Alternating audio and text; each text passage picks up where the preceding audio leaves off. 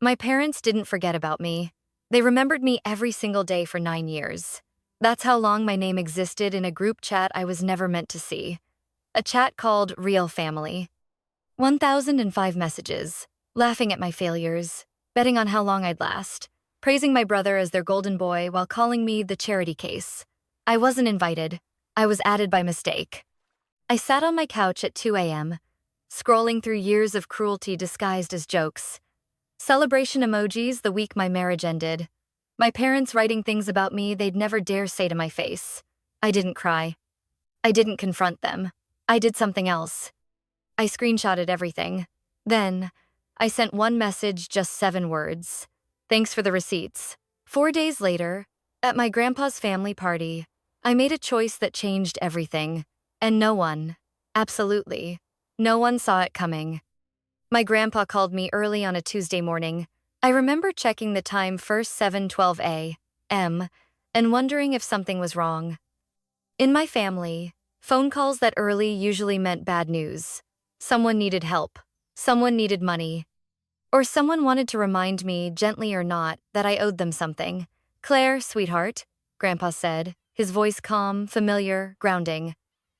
"I hope I didn't wake you." "You didn't," I lied, pushing myself upright in bed. "What's going on?" "I'm having a family party this weekend," he said. "Nothing fancy, just everyone together. I'd really like you to come." There was something about the way he said, "I'd really like you to come," that made my chest tighten. He didn't say it like an obligation. He didn't say it like a courtesy. He said it like it mattered. "Of course," I replied. "I'll be there." After we hung up, I sat there longer than I meant to, staring at the pale light creeping in through the blinds. Family party. Everyone together. Those words carried weight for me. They always had. For years, family gatherings were something I learned about secondhand. A forwarded text, a casual mention, sometimes not at all. If my brother Ethan didn't remember to include me, no one else seemed to notice. Ethan was the golden boy, the one my parents were proud of. Straight A's, perfect job, perfect smile in every holiday photo. When people talked about the family, they usually meant him. I was something else. The one who struggled. The one who needed help. The one my parents liked to describe as sensitive. Whenever I reacted to being overlooked, Grandpa never treated me that way. When my marriage fell apart 2 years earlier, he called me the same night. He didn't ask what I'd done wrong. He didn't offer advice I hadn't asked for. He just said, "You can sit with me for a while if you don't want to be alone." I went. I always went. I drove him to appointments when his knees acted up. I helped him sort medication bottles he pretended not to be confused by. I stayed late on Sundays, even when work the next morning meant I'd be exhausted, because he hated the house being too quiet. He never posted about it. Neither did I. 3 days before the party, I decided to do the responsible thing and call my mom. "What's the dress code?" I asked, phone wedged between my shoulder and ear while I folded laundry. "I just want to make sure I don't overdress." She laughed softly, the way she always did when she thought I was overthinking. "Oh, Claire, it's nothing formal," she said. "Just casual. You don't need to make a big deal out of it." "Okay," I said. Casual. After we hung up, I stood there for a moment, holding one of Grandpa's old sweaters I'd borrowed and forgotten to return. Something about the conversation felt off. Not wrong exactly, just incomplete.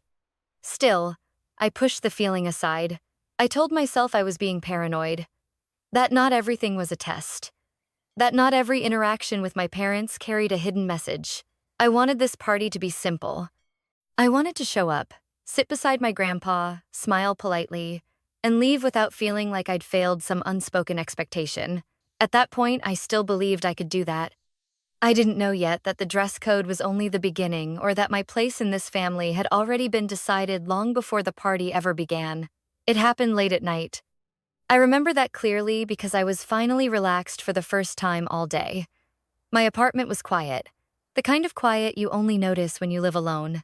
I had my laptop open, half watching a show I wasn't really paying attention to, when my phone buzzed beside me. I almost ignored it. Then I saw the notification. "Mom added you to Real Family." I frowned. Real family? For a split second, I thought it was a mistake in a harmless way, maybe a new group chat for the party. Maybe my mom had finally decided to include me directly instead of passing messages through Ethan. I tapped it. The screen loaded slowly, just long enough for my stomach to tighten. At the top was the group name, Real Family. Under it, created 9 years ago. 9 years. My thumb hovered as I scrolled up, the way you do when you enter a conversation late. Except I didn't stop scrolling. The messages kept coming. Weeks, months, years. There were 1,005 unread messages. My heart started beating faster, but I told myself to calm down. It was probably just logistics. Family plans. Boring stuff. Then I reached the very first message. My dad. Finally, a place to talk without Claire seeing. I felt the air leave my lungs. My mom replied seconds later, "Charity case free zone." I stared at the screen, rereading it again and again, waiting for my brain to correct it. To tell me I'd misunderstood. That there was another Claire. That this was some inside joke I wasn't supposed to understand. But I did understand. I kept scrolling. Jokes about my career. Comments about how long it would take before I needed help again. Screenshots of my social media posts dissected like evidence of failure. Then I saw my brother's name. Ethan. She's trying again. Ethan. How long do we give it this time? Aunt replies followed. Laugh emojis. Betting amounts. When I found the messages from the month my marriage ended, my hands started shaking. My mom. Well, that didn't last. Dad. Called it. Ethan. At least she's consistent. Then the line that made my chest burn. My mom. At least she doesn't have kids. One less thing to worry about. I set my phone down and pressed my palms into my eyes. I didn't cry. Not because it didn't hurt, but because something else was happening underneath the hurt. Something colder, clearer. This wasn't one bad moment. This wasn't venting. This was a pattern. 9 years of watching me from the outside. 9 years of deciding who I was without ever asking. 9 years of agreeing together that I didn't count. I picked my phone back up and kept reading. They celebrated when I struggled. They praised Ethan for things I'd quietly done for years. They talked about me like I wasn't real. Like I was a problem to be managed, not a daughter, not a sister. At some point, I noticed something else. No one had said anything since I'd been added. No, oops. No, who added her? No sudden silence. They hadn't noticed. That hurt more than the messages themselves. I scrolled until my eyes burned, until the timestamps blurred together. Then I did something I've always been good at. I got organized. I started screenshotting everything. Every message, every reaction, every bet, every joke, every time my parents laughed at my life like it was entertainment. I labeled the folder carefully. Real family, full archive. When I was done, it was past 3 a.m. My phone buzzed again. A new message appeared in the chat. Ethan. Wait, is Claire in here? I stared at it for a long moment. Then I opened a new message window. I typed slowly, deliberately. Thanks for the receipts. I hit send, and I left the group. For the first time in 9 years, the conversation continued without me, and without the comfort of thinking I'd never see it.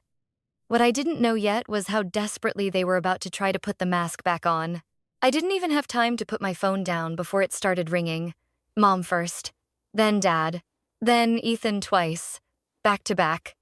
I watched the screen light up over and over, my name reflected back at me like a dare. For 9 years, they'd talked about me freely, confidently, assuming I'd never hear a word of it. And now, suddenly, they all needed me to pick up. I didn't. Texts came next. Mom. Claire, please answer. This isn't what it looks like. Dad, you took things out of context. Mom. We were just venting. Every family does this. Every family. I let out a short, breathless laugh, the kind that escapes when something hurts too much to cry. Ethan left a voicemail. I didn't listen to it at first. I just stared at the notification, my thumb hovering, already knowing what he was going to say. Ethan was always the reasonable one. The translator. The one who explained my parents to me like I was supposed to understand. Eventually, I pressed play. Claire, he said, voice calm, almost annoyed. You know, Mom and Dad didn't mean it like that. You're reading it in the worst way possible. They were joking. You've always taken things too personally. Too personally. That was the phrase they used whenever I reacted to being dismissed. Whenever I asked why I hadn't been invited. Whenever I wondered out loud why Ethan seemed to get grace, I never did. I locked my phone and set it face down on the table. For a long moment, the apartment was quiet again. Not peaceful, just still. The kind of stillness that presses in on you, forcing you to think. 9 years. They hadn't slipped. They hadn't misspoken. They had built an entire space where I didn't exist except as a punchline. My phone buzzed again. Dad, this didn't need to become a big thing. Aunt Susan, family matters should stay private. Mom, you're hurting people by reacting this way. There it was. Not we hurt you, but you're hurting us. I picked up my phone and scrolled through the screenshots I'd taken. Seeing the messages again steadied me, grounded me. This wasn't emotion. This was evidence. At 1:03 a.m., Mom called again. Against my better judgment, I answered. Claire, she said immediately, her voice tight. Thank God. You scared us. I didn't respond. We need to talk about this like adults, she continued. You don't understand the context. That chat was never meant to be taken seriously. So, I wasn't meant to see it, I said quietly. A pause. That's not what I meant. But it's true, I replied. You didn't expect me to ever know how you talk about me. Dad's voice cut in on speaker. You're focusing on the wrong thing. Instead of attacking us, you should be asking why you're so upset by it. I closed my eyes. There it was again. The familiar flip. The subtle suggestion that my pain was the real problem. I'm not attacking anyone, I said. I read what you wrote. Mom's tone softened, almost pleading. Claire, honey, you know your brother has always had it easier. That doesn't mean we don't love you. Love. I thought about the word as she said it. How often they used it. How rarely it showed up in action. You celebrated my divorce, I said. You bet on it. That was just talk, Dad snapped. You can't seriously hold that against us. It's not netter. I didn't answer. After a moment, Mom lowered her voice. You can't tell Grandpa. There it was. The real fear. The one thing they all agreed on. He's old, she added quickly. This would devastate him. Do you really want to be responsible for that? The guilt landed heavy, but it didn't stick the way it used to. I'm not doing anything, I said carefully. That's not reassuring, Dad replied. I didn't say I was reassuring you. Silence. Then, Ethan spoke again, quieter this time. Claire, please, don't make this worse. We can move past it. Move past it. 9 years of mockery. Erased with a single phrase. I'm going to Grandpa's party, I said. He invited me. Mom inhaled sharply. Claire, what happens there? I continued. Will happen. I hung up before anyone could respond. My phone lit up with more messages, more explanations, more apologies that weren't really apologies. I didn't read them. Instead, I opened my calendar and looked at the date. 4 days. 4 days until everyone who had typed my name so carelessly would be standing in the same place. Smiling. Pretending. I wasn't planning revenge. I was planning honesty. And for the first time in my life, I wasn't afraid of what would happen when the truth stopped being private. The days leading up to Grandpa's party passed in a strange, suspended quiet. On the surface, nothing had changed. I went to work. I answered emails. I cooked dinner for one and watched the same show I always did before bed. But underneath it all, something inside me had shifted. A line had been crossed, and there was no unseeing what I'd seen. My parents stopped calling after that night. Instead, the messages became softer. Careful, strategic. Mom, I've been thinking about how to say this better. Dad, we don't want tension at your grandfather's party. Mom, let's just keep things peaceful for him. Peaceful. That word used to work on me. It used to make me fold myself smaller, swallow questions, accept whatever version of reality kept everyone else comfortable. But now, every time I read it, I thought of the screenshots sitting quietly in a folder on my laptop. Peace had never included me. 2 days before the party, Ethan called again. This time, I answered, Hey, he said, like nothing had happened, like we were just siblings catching up. Can we talk? We are talking, I replied. He exhaled slowly. Look, I know the chat looked bad, but you have to understand you were always kind of different. Different. I waited. You never needed what Mom and Dad needed from me, he continued. I had expectations. Pressure. You were free. I almost laughed. Free? I repeated. You think being ignored is freedom? That's not what I said. It's what you meant, I replied. You got support. I got commentary. He didn't deny it. Instead, he tried something else. Grandpa doesn't need this drama, Claire. He's finally doing well. Can you just be normal for one weekend? Normal. Another word that used to silence me. I am being normal, I said. I'm showing up to a party I was invited to. Just don't say anything, he added quickly. That's all we're asking. I ended the call without agreeing to anything. That night, I stood in front of my closet for a long time. I thought about what my mom had said, just casual. I thought about all the times I'd followed instructions perfectly, only to find out later the rules had been different for everyone else. I didn't want to stand out, but I refused to look careless. I chose a navy blue cocktail dress. Simple, clean, not flashy. Something that said I belong here without asking permission.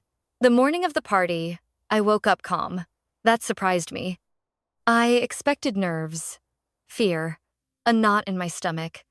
Instead, I felt steady, like I'd already accepted whatever was going to happen. When I arrived at Grandpa's house, the backyard looked like it belonged in a magazine.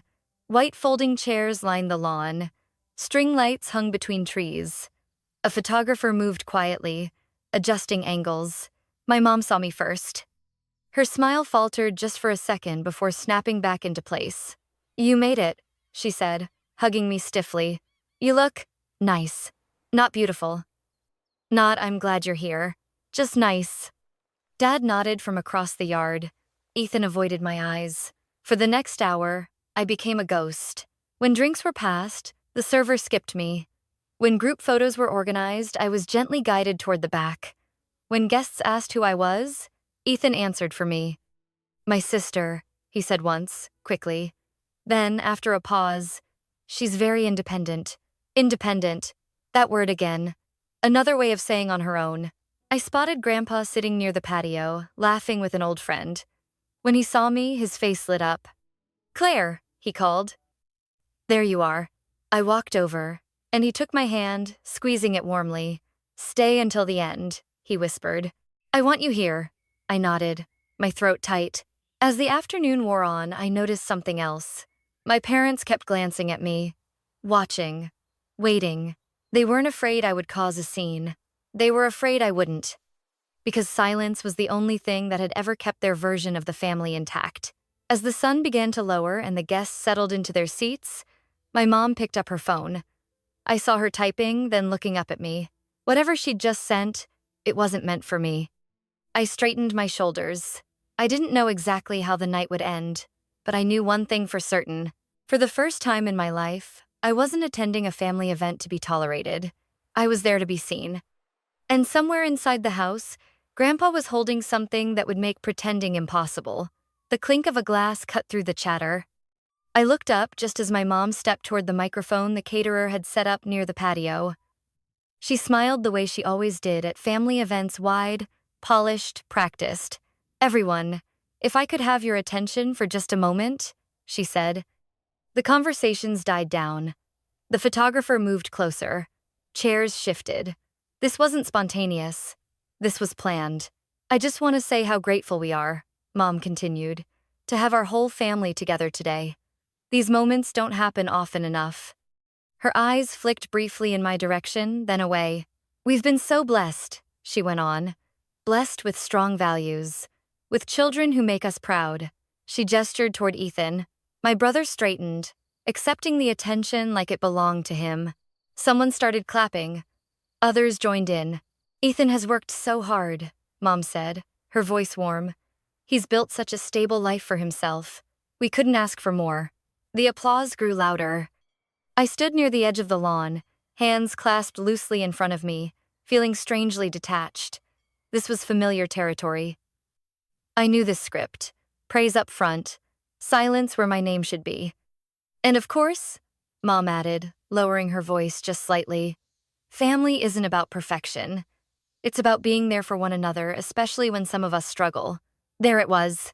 Not my name, not directly, just enough for the people who knew to understand. A few heads turned, curious glances, pity, maybe, or relief that it wasn't them. Ethan took the microphone next. I just want to thank Mom and Dad, he said easily. They've always supported me, pushed me to be better. I wouldn't be where I am without them. More applause. Then, with a small laugh, he added, and I guess I should thank my sister too. She taught me what not to do. Laughter rippled through the crowd. Not everyone laughed, but enough did. My chest tightened. Ethan shrugged, smiling. Kidding. Mostly. I felt heat rise to my face, but I kept my expression neutral. I refused to give them what they wanted, a reaction they could later call proof that I was too sensitive. From across the yard, I saw Grandpa watching. Not smiling, not clapping, just observing, his eyes sharp despite his age. Good, I thought. Let him see this.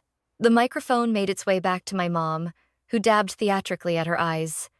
Family can be complicated, she said, but love means standing by each other, even when someone takes a different path. She raised her glass. To family, the crowd echoed. I didn't lift my glass. As people sat back down, a distant cousin leaned toward me. Aren't you going to say something? She asked quietly. Before I could answer, my mom appeared at my side. Oh, Claire doesn't like speeches, she said quickly, her hand landing lightly on my arm. She prefers to stay out of the spotlight. Her grip tightened just enough to be a warning. I looked down at her hand, then back up at her face. I don't mind speaking, I said evenly. Her smile froze. Oh, no need, she replied, voice still sweet. We don't want to put you on the spot. Put me on the spot. After 9 years of public silence, that almost made me laugh. It's fine, I said. Really. I stepped forward slightly, but before I could say another word, Grandpa stood. Not quickly, not dramatically, just enough to command attention. Thank you, he said, his voice carrying farther than the microphone ever had. That was very thoughtful. My mom's shoulders relaxed a fraction. She nodded, satisfied, but Grandpa didn't sit back down. I'd like to say something as well, he continued. If you'll all indulge an old man. The mood shifted. People leaned in. The photographer raised his camera again. Grandpa looked around the yard, then rested his gaze on me. For years, he said, I've watched this family grow. Change. Show its best sides and its worst. A ripple of unease passed through the group. I've learned something important in that time, he went on. The loudest voices are not always the most loyal, and the people who show up quietly are often the ones carrying the most weight. My heart started pounding. I felt my mom stiffen beside me. Dad cleared his throat. Ethan shifted on his feet. Grandpa reached into the pocket of his jacket.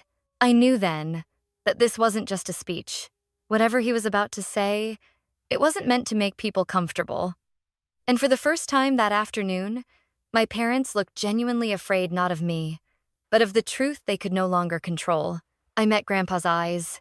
He gave me the smallest nod. Not yet, it seemed to say. But soon.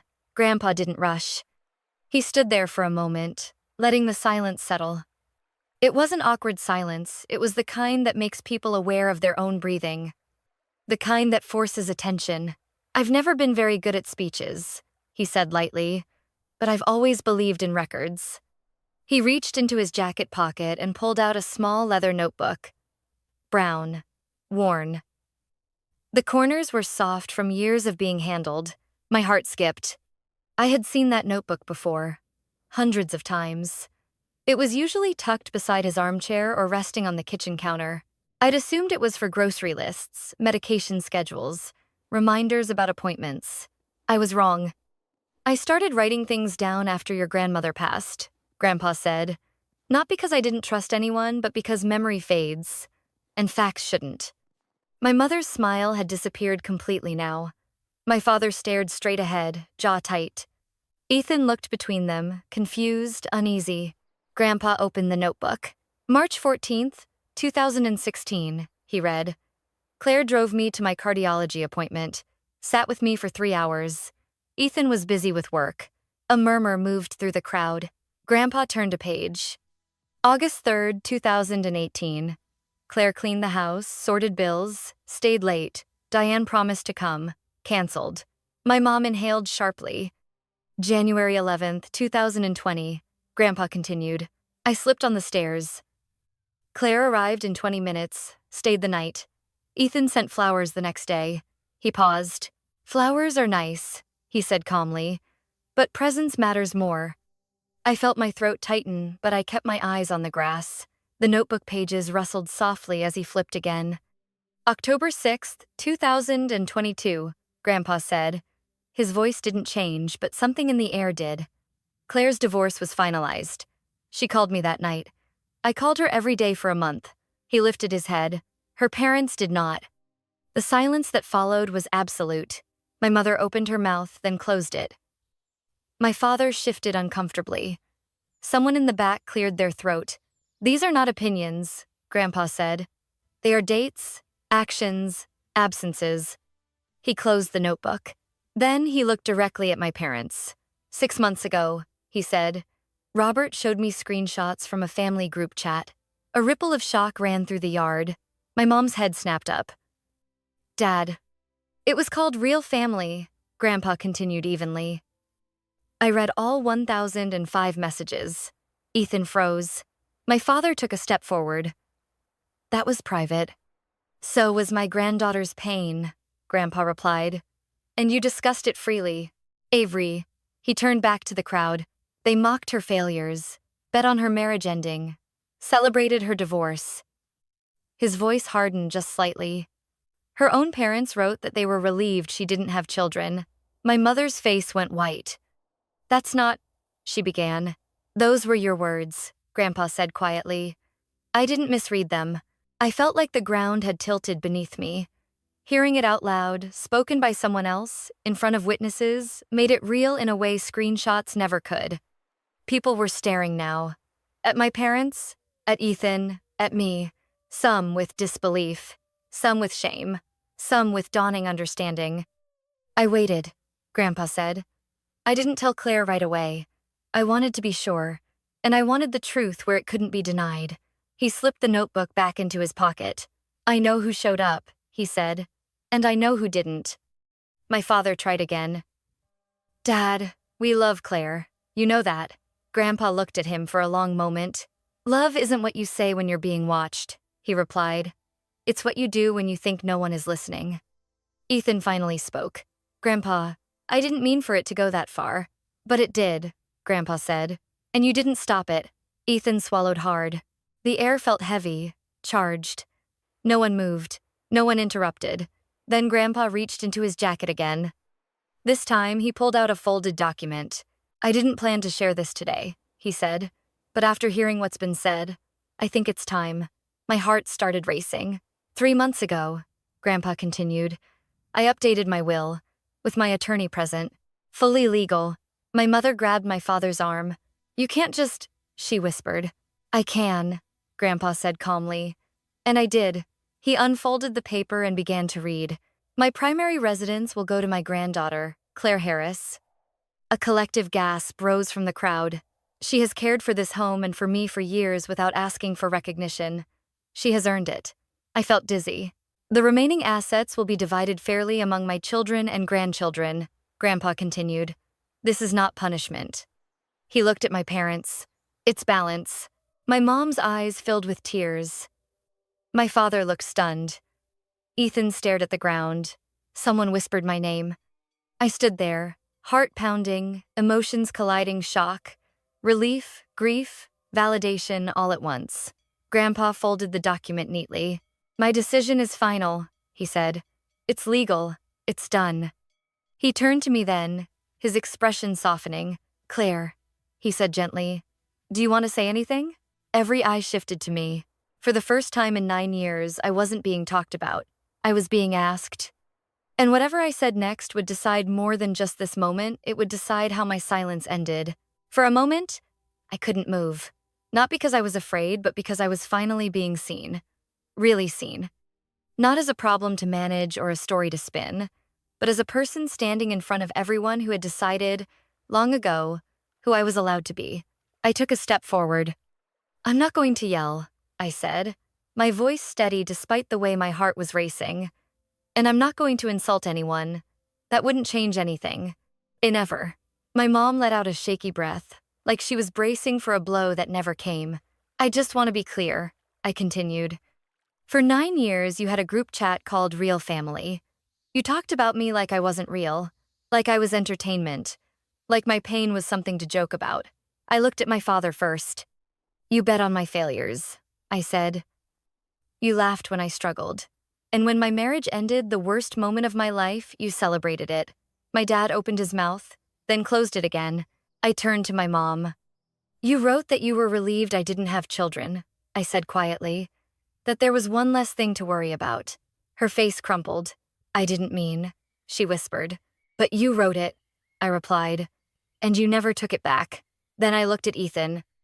My brother wouldn't meet my eyes. "You watched it happen," I said. "You joined in. And when I finally saw the truth, you told me I was too sensitive." Ethan swallowed hard. "Claire, I held up my hand. "I'm not asking for explanations." The yard was completely silent now. Even the string lights seemed to hum more softly, like the world itself was waiting. "For a long time," I went on, "I thought if I tried harder, if I stayed quiet, if I didn't make things uncomfortable, I'd earn my place. I thought one day I'd stop being the charity case and start being family." I shook my head. "But family doesn't work like that. You don't earn basic respect. You either have it or you don't." My mom started crying openly now.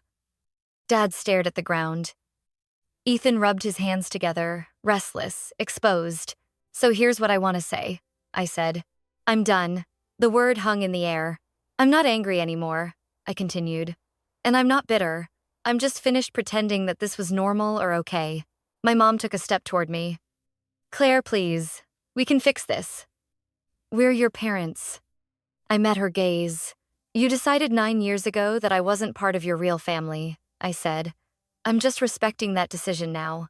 Dad's voice cracked. "You can't just cut us off." "I'm not cutting anyone off," I replied calmly. "I'm accepting the boundary you already set." Silence. No one argued. No one laughed. There was nothing left to minimize or spin. I turned slightly, addressing the rest of the guests, the relatives who hadn't been in the chat, the neighbors who'd seen me come and go over the years, the people who were only now putting the pieces together. "That's all I have to say," I finished. I stepped back beside Grandpa. He reached for my hand and squeezed it firmly. "I'm proud of you," he whispered. For the first time in my life, I believed someone when they said that. The party didn't end with shouting or drama. It ended with discomfort, the kind that lingers, that forces reflection. People stood slowly. Conversations resumed in hushed tones.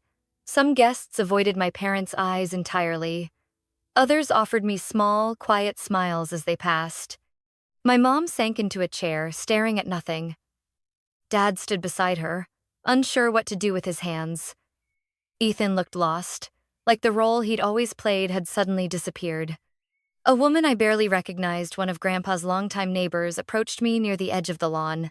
"I always wondered why you weren't in the front of the family photos," she said softly. "Now I know." She squeezed my arm before walking away. Another guest nodded at me. "If William says you're his family," he said, "that's good enough for me." Those small moments mattered more than I expected. Not because I needed validation, but because they reminded me that the story my parents had told about me wasn't the only one that existed. Ethan tried to speak to me once more. "Claire," he said, voice low, "I never wanted it to go this far." I looked at him, really looked at him. "It went exactly as far as you let it," I replied. I walked away before he could answer. As the yard slowly emptied, I felt something unfamiliar settle in my chest. Not triumph, not revenge. Relief. 9 years of carrying shame that was never mine to begin with had finally loosened its grip. The truth hadn't destroyed my family. It had revealed it. And for the first time, I wasn't wondering what I'd done wrong. I was finally free to decide what came next. The party ended quietly. Not with shouting, not with slammed doors, just a slow, awkward unraveling. Guests gathered their coats sooner than planned. Conversations stayed low and careful, like everyone was afraid of saying the wrong thing out loud. I watched my parents from across the yard. My mom sat alone on one of the white folding chairs, hands folded in her lap, staring at nothing. My dad stood beside her, unsure whether to comfort her or keep his distance. For the first time I could remember, neither of them was in control of the narrative. Ethan hovered nearby, lost. The golden boy without an audience. I didn't feel satisfaction watching them like that. What I felt was lighter, cleaner. Like I'd finally put something heavy down after carrying it for years. Grandpa came to stand beside me, resting his hand gently on my arm. "You okay, sweetheart?" he asked. I nodded. "Yeah, I think I really am." He smiled. "Good. That matters more than anything else." We went inside together, away from the string lights and the whispers, into the quiet of the house I'd known for most of my life. The same house where I'd folded laundry, made soup, sat at the kitchen table listening to him tell stories I'd already heard a dozen times. "You don't owe anyone an explanation," Grandpa said as he settled into his chair. "Not tonight. Not ever." "I know," I replied. And for once, I truly did. The fallout came in waves. The first wave was silence. No calls, no texts, no apologies disguised as excuses. Then came the second wave. 3 days later, my mom knocked on my apartment door. She looked smaller somehow, older, no makeup. Hair pulled back carelessly. She held a photo album against her chest like a shield. "Can I come in?" she asked quietly. I stepped aside. I didn't say yes. I didn't say no. She sat on my couch and opened the album.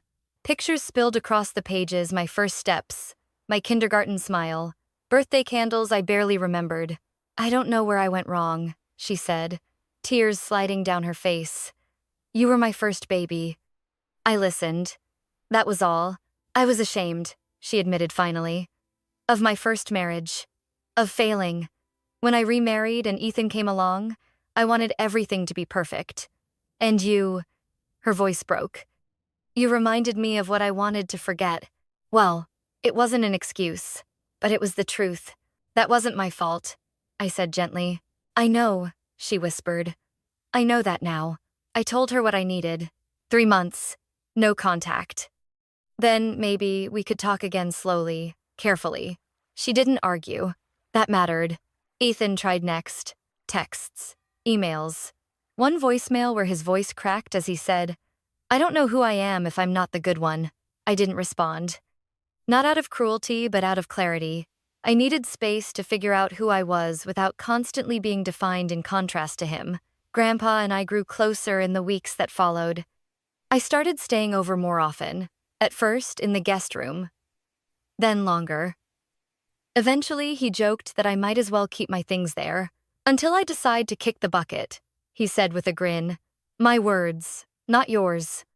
We spent evenings on the porch watching the sun set, birds settling into the trees. One night, he tapped the side of his head and said, "You know what the best part of getting old is?" "What?" "You stop caring what people think. You just live." I thought about that for a long time, about how much of my life I'd spent trying to prove I belonged, trying to earn kindness, trying not to be too much, or not enough. I wasn't a charity case. I was just generous with people who mistook my silence for permission. Here's what I learned, what I hope you take from this. If any part of my story feels familiar, boundaries aren't walls, they're doors. You decide who gets a key. Silence doesn't keep the peace. It keeps the pattern. Being related doesn't give anyone the right to belittle you. And truth doesn't need violence or revenge, just light and timing. Grandpa once told me something I'll never forget. "Family isn't who claps the loudest when you succeed," he said. "It's who doesn't laugh when you fail." I didn't lose my family that day. I lost the illusion of one. And in its place, I gained something far more important. My voice, my boundaries, and the freedom to choose myself without apology. If you're watching this and you've ever felt like the outsider in your own family, hear this clearly. You are not too sensitive. You are not imagining it, and you don't have to set yourself on fire to keep anyone else warm. Sometimes, walking away isn't weakness. It's the first act of self-respect.